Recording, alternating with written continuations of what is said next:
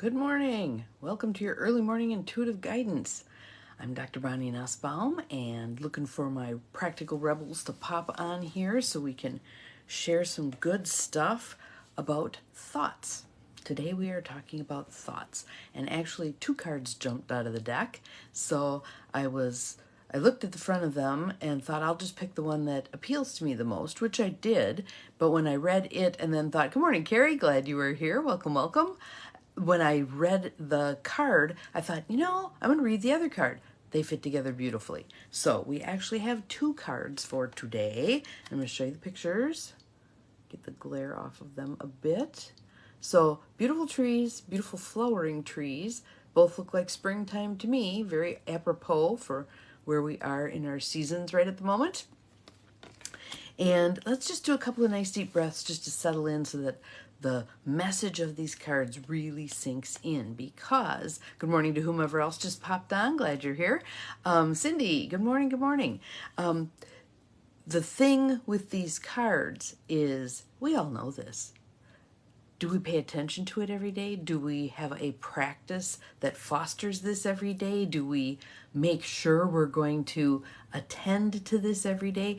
And I just did a guided meditation on Insight Timer, and he said in there, if you do this 3 times a day, your physical well-being will improve dramatically. And I was thinking, it's kind of the same thing with this. If we even consciously thought these thoughts 3 times a day, things would change dramatically.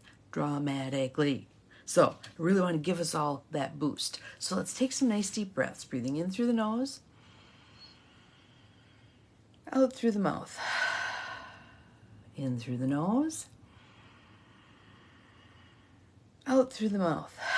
And it was actually a breathwork meditation. You keep breathing. It was actually a breathwork meditation that I did this morning. And I thought how appropriate that is. Also fits right in with what we're going to be addressing today. So I'm waiting for a few more of my peeps to pop on here. There's Peggy. Good morning. Good morning. And I think as more of you get on, it makes it easier for the rest of you to find me, which is fabulous. So just give it a minute or two, some nice deep breaths. Settling in, I'm dropping my shoulders. They've been kind of tight lately. Good morning. Good morning, Lucy. Welcome, welcome. Glad you are here, because I've been thinking so much about the intentional community. And I'm going to move you, and hope you don't get seasick here. I have my little picture there right on my computer screen of what I'm working to create here, keeping it in my mind all the time.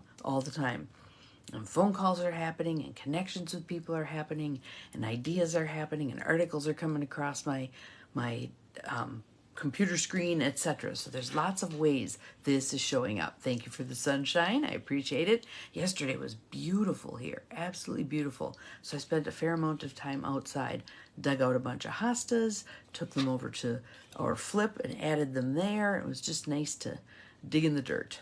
So notes from the universe on abundance. Mike Dooley. Those of you who get the daily TUT message via email, you know who Mike Dooley is. If you don't, you can Google TUT, T-U-T, for the universe, and Mike Dooley will pop up. You can also Google Mike Dooley. He'll show up. And you can sign up for a daily note from the universe that are what these cards are based on. So he did TUT for a significant period of time and then picked out his favorites and put them into a card deck. And we had 2 of them jump today. 2 of them. So I looked at them first, and this one caught my attention first. So I'm going to read that one first, and then I'll read the second one. But again, these messages hold together beautifully. Good morning to whomever else has popped on. So here's the first card. Ready? Do you know the real reason the rich keep getting richer? No, besides interest income. No, besides me pulling strings for them. Right, the thoughts they think. Thoughts anyone can think that make those other things happen.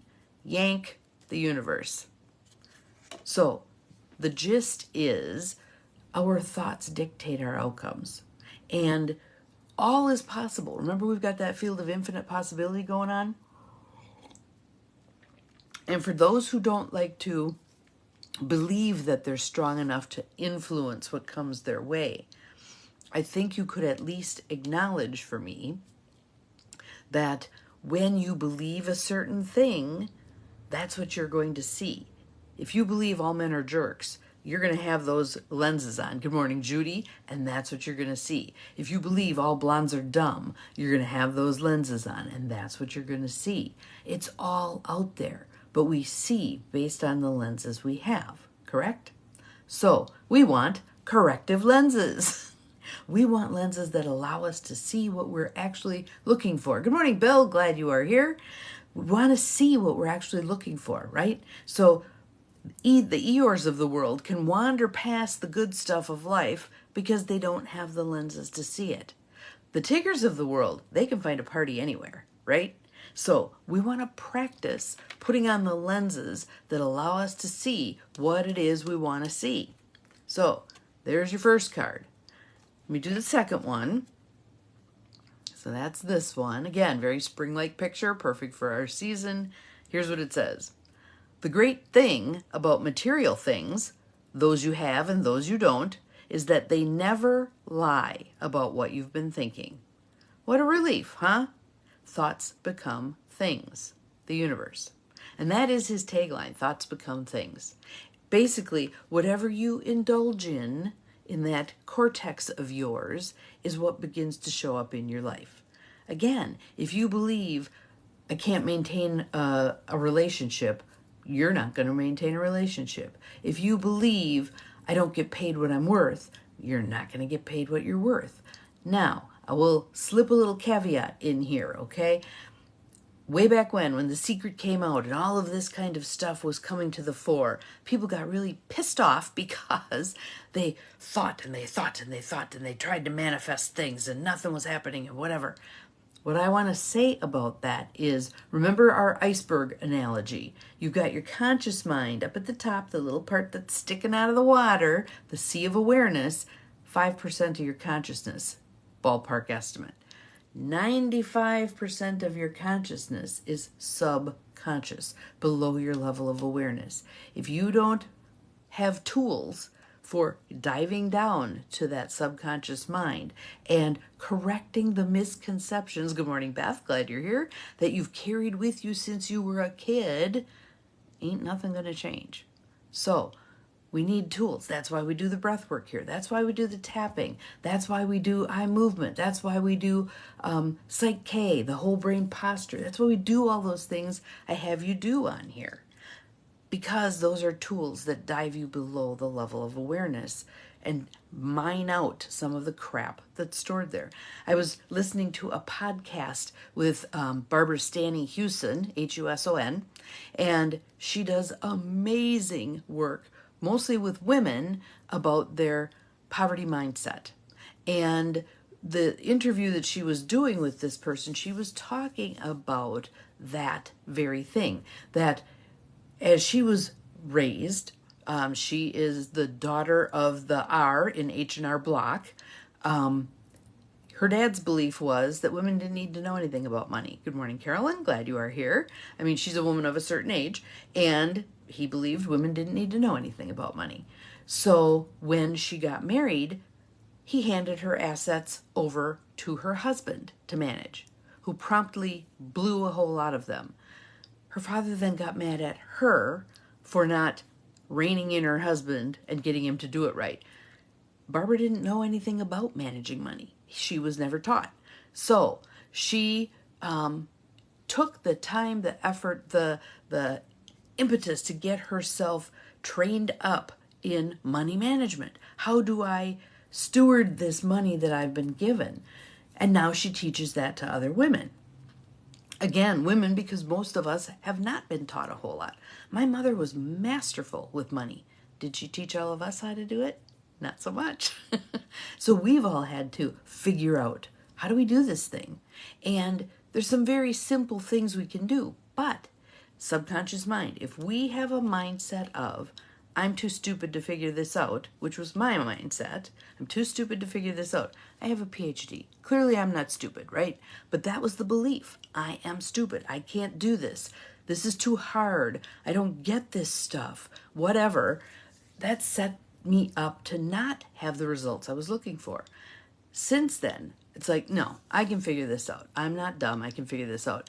And it's not rocket science. It doesn't matter if you aren't brilliant. It doesn't matter. You can figure this out. There are many places and many people who are willing to support you in figuring it out. Barbara Stanley Houston being one of them. Me being another. All right? I love working with people on their money stuff. And it's not as hard as people think. It's having the tools to address the subconscious learning that gets in the way. Learning that was established when we were young and our brains weren't all online yet. I mean, it's many years before our brains begin to abstract. We're very concrete when we're little kids. Very concrete. So how we picked something up at age 4 is not how we can process it as an adult once we figure out that 4-year-old thought is still in there and we need to grow it up, basically. So I'm going to read the cards again. Here they both are. And I want you to just breathe. And if you're not driving, please close your eyes. I want you to listen for the sentence that jumps at you and then write it down. Listen for the sentence that jumps at you, write it down. What do we got? Yes, exactly. You have to be willing to educate yourself about this and to overcome those old beliefs that we have about I can't do this, I'm not smart enough, etc., etc. That's all garbage. Out the window it needs to go. So listen for the part of this that chimes for you. Write it down. It might be something that makes you flinch. That's okay. Write it down. There's a gift in that discomfort. All right, so here we go. Do you know the real reason the rich keep getting richer? No. Besides interest income. No. Besides me pulling strings for them. Right. The thoughts they think. The thoughts they think. Thoughts anyone can think that make those other things happen. Yank, the universe. The great thing about material things, those you have and those you don't, is that they never lie about what you've been thinking. What a relief, huh? Thoughts become things, the universe. So we want to be practicing thought hygiene. We want to, and again, we have this brainstem that is still wired for survival. We don't need to elude saber-toothed tigers anymore, but our brainstem is still wired for survival. So it will throw up the Chicken Little, the sky is falling, this is a disaster, don't go there, don't change this. We need to overcome that with the cortex, that part of our brain that is meant for greater things. Then we can start, so if, let's say I pick thoughts become things. Let's say that's the one I'm going to mantra myself with today. As I practice, I'm going to do some of the other things that I have. I might tap. I might do all the tapping spots. Thoughts become things. Thoughts become things. Thoughts become things. What are my thoughts? Oh, I've got some not so great thoughts. I change these thoughts. Running through them all. Picking out the thought. There's a T. Harv Eker process that I just love. If you haven't introduced yourself to T. Harv Eker yet, it's E-K-E-R. Can't speak this morning. And he's talking about that mindset thing. So things he does, when I went to one of his events, they hid pennies all over the place in the hotel. And when you found a penny, you had to hold it up and go, I am a money magnet. And everybody would clap and cheer and carry on. But I still do that. If I find a dime on the ground, I pick it up and I yell, I am a money magnet. Out loud, people look at me like I'm weird. I don't care. I don't care. Because it's creating that, again, that mindset. What lenses am I looking through? I'm a money magnet. A while back, I was walking the dog. It had snowed. I was at my brother's. We're walking on the grass. He's got a great big old farmhouse. And next door there is a bar, restaurant. And TJ, the dog, went for something. And I'm like, what is that? It was blowing. So I went and picked it up. It was a $50 bill. So I did my I am a money magnet thing, and I looked a little further, and there was a 20. I'm a money magnet. And what is that? $70.